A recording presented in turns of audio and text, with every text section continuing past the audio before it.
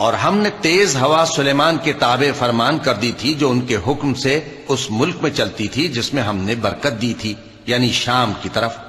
اور ہم ہر چیز سے خبردار ہیں۔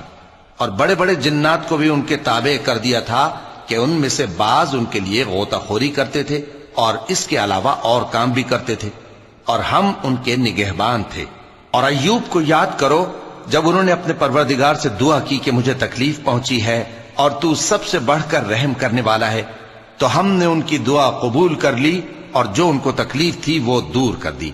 اور ان کو بال بچے بھی عطا فرمائے اور اپنی مہربانی سے ان کے ساتھ اتنے ہی اور بخشے۔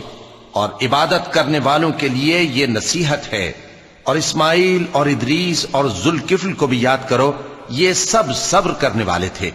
اور ہم نے ان کو اپنی رحمت میں داخل کیا، بلا شبہ وہ نیکوکار تھے۔ اور مچھلی والے پیغمبر یعنی یونس کو یاد کرو جب وہ اپنی قوم سے ناراض ہو کر غصے کی حالت میں چل دیے اور خیال کیا کہ ہم ان پر گرفت نہیں کریں گے،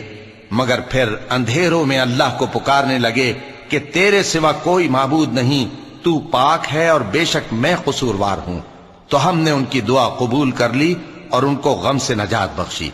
اور ایمان والوں کو ہم اسی طرح نجات دیا کرتے ہیں۔